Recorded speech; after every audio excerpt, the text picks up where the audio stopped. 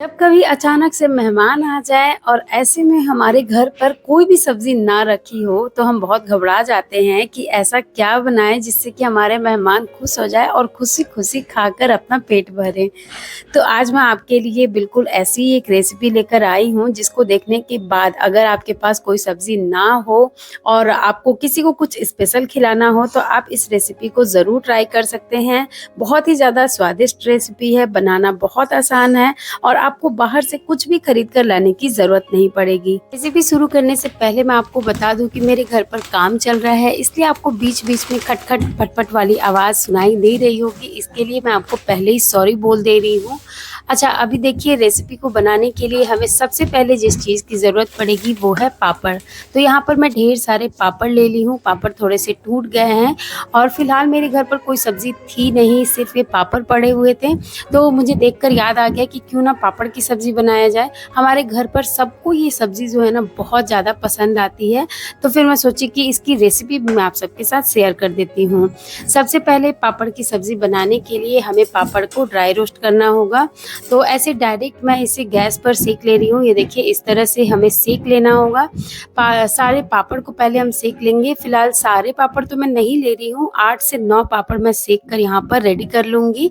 4 लोगों की सब्ज़ी मैं बना रही हूँ, इसके लिए लगभग 9 पापड़ मैं ली हूँ। आप अपने हिसाब से, आपको जितना भी लेना हो, आपको जितना पसंद हो, जितनी ज़रूरत हो, क्वांटिटी के हिसाब से आप ले लीजिएगा। तो फटाफट से यहाँ पर सारे पापड़ हमने सेक लिए हैं। ये देखिए, पापड़ हमारा सिक चुका है। अब यहाँ गैस पर हम रखेंगे कोई भी पैन या फिर कढ़ाई। जब थोड़ी सी गर्म हो गई, इसके बाद मैं इसमें डाली हूँ 4 से 5 बड़े चम्मच जितना सरसों तेल। सरसों तेल को अच्छे से गर्म होने देंगे। सरसों तेल में ही ये पापड़ की जो सब्जी है उसका टेस्ट अच्छा आता है, इसलिए आप सरसों तेल में ही इसे बनाइएगा। तेल अच्छे से गर्म होने के बाद मैं इसमें डाल दी हूँ 1 छोटे चम्मच की बराबर राई। राई को अच्छे से चटकने देंगे। इसके बाद मैं इसमें डाली हूँ बिल्कुल थोड़ा सा जीरा, साथ ही लाल मिर्ची, एक खड़ी लाल मिर्ची डाली हूँ, तेज पत्ता डाली हूँ। इसके बाद 2 से 3 मीडियम साइज़ के या छोटे साइज़ के बारीक कटे हुए हमें प्याज डाल देने हैं। तो प्याज को डालने के बाद इसे थोड़ी देर हम भूनेंगे। जब इसके ऊपर अच्छा सा पिंक कलर आ जाएगा, इसके बाद हम इसमें डालेंगे टमाटर। टमाटर भी 2 मीडियम साइज़ के टमाटर मैं ली हूँ और इसे भी मैं बिल्कुल बारीक चॉप कर ली हूँ। साथ ही यहाँ पर मैं बिल्कुल थोड़ा सा हल्दी डाल दी हूँ, जिससे कि टमाटर फटाफट से सॉफ्ट हो जाएगा। हल्दी के साथ टमाटर बहुत जल्दी से सॉफ्ट हो जाता है, इसीलिए मैं इसमें अभी हल्दी डाल दी हूँ। और अक्सर सब्ज़ी वगैरह बनाती हूँ मैं तो हल्दी डालना भूल जाती हूँ, लास्ट में मैं डालती हूँ, इसीलिए अभी पहले डाल दी हूँ।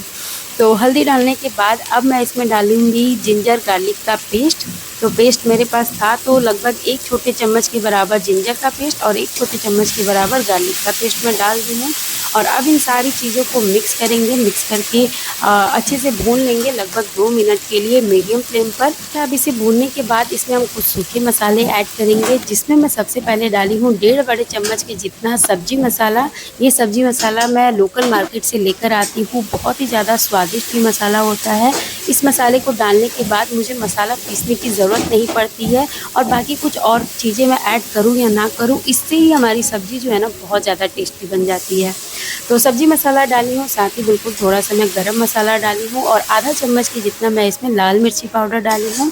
तो बस इतनी ही मसाले मैं इसमें ऐड कर रही हूँ और इन सारी मसालों को हमें अच्छे से मिक्स कर लेना है। थोड़ा सा मैं इसमें डाली हूँ पानी, जिससे कि हमारा मसाला जो है वो जले नहीं और अच्छे से हमारा मसाला धीरे धीरे भुन जाए। इसको भूनने में लगभग 2 से 3 मिनट के करीब टाइम लगेगा। मीडियम फ्लेम पर मैं इसको भूनी हूँ और आप थोड़ी देर में देख सकते हैं कि मसालों से तेल आपको अलग होता हुआ दिख रहा होगा। तो जब इस तरह का हो जाए, इसके बाद मैं इसमें डाल दी हूँ नमक। स्वाद के अनुसार नमक मैं इसमें डाल, आप अपने स्वाद के हिसाब से नमक ऐड करिए इसमें और फिर मसालों के साथ इसे अच्छे से मिक्स कर लीजिए। थोड़ी देर तक मैं इसे और भून रही हूँ और आप देख सकते हैं कि लगभग 4 मिनट तक मसालों को भूनने के बाद इसका कलर आपको दिख रहा होगा, कितना सुंदर कलर आया है। और जो तेल है मसालों का वो एकदम अलग आपको दिख रहा होगा, रिलीज़ हो गया है, मसालों से अलग हो गया है। तो बस इस स्टेज पर हमें डाल देना है इसमें दही। दही मैं इसमें 3 से 4 चम्मच के करीब डाली हूँ, बिल्कुल गाढ़ी दही है। तो दही डालते ही फटाफट से हमें दही के साथ मसालों को मिक्स करना है और लगातार इसे मिक्स करते रहना है। अगर थोड़ी देर के लिए भी हम इसको छोड़ देते हैं तो दही जो है वो फट जाएगी और हमारा जो सब्ज़ी है वो बिल्कुल ख़राब हो जाएगा। तो दही फटे नहीं, इसलिए हमें दही को मसाले के साथ अच्छे से मिक्स करते रहना है तब तक जब तक कि मसाले जो हैं दोबारा से अच्छे से गर्म ना हो जाए। अभी आप देख सकते हैं लगभग 1 डेढ़ मिनट तक मैं इसको लगातार चलाई और अब आपको दही दिख रहा होगा कि बिल्कुल मसालों के साथ मिक्स हो गया है। कहीं भी आपको फटा-फटा सा नहीं दिख रहा होगा, दही अलग नहीं दिख रहा होगा। तो बिल्कुल इस तरह से हमें मसालों को भूनकर तैयार कर लेना है।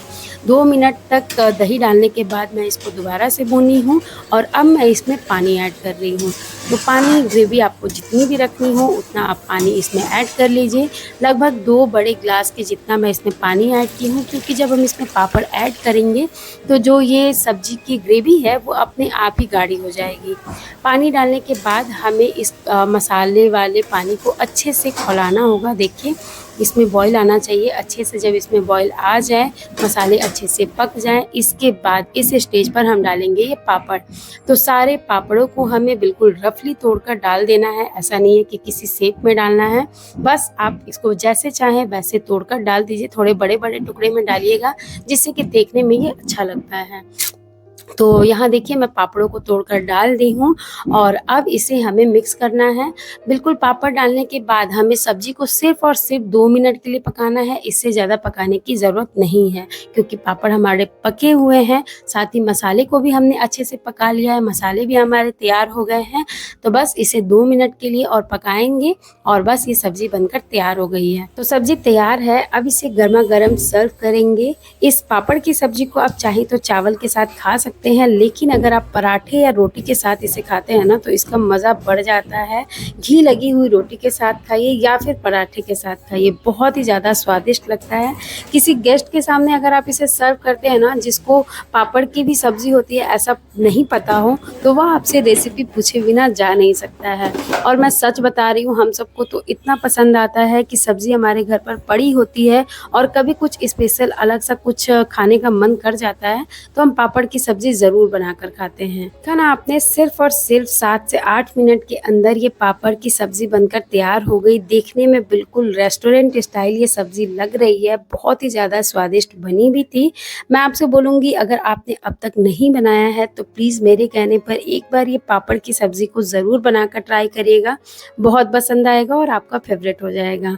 अब अगर आपको ये मेरी पापड़ की सब्ज़ी की रेसिपी थोड़ी सी भी पसंद आई हो तो प्लीज़ वीडियो को लाइक करके चैनल को सब्सक्राइब कर लीजिएगा। साथ ही बेल आइकन को भी ज़रूर दबाइएगा, जिससे कि मेरी हर वीडियो की नोटिफिकेशन आप तक सबसे पहले पहुँचे और आप फटाफट से मेरी वीडियो को देखकर अपनी रिव्यू मेरे साथ शेयर कर पाए, है ना।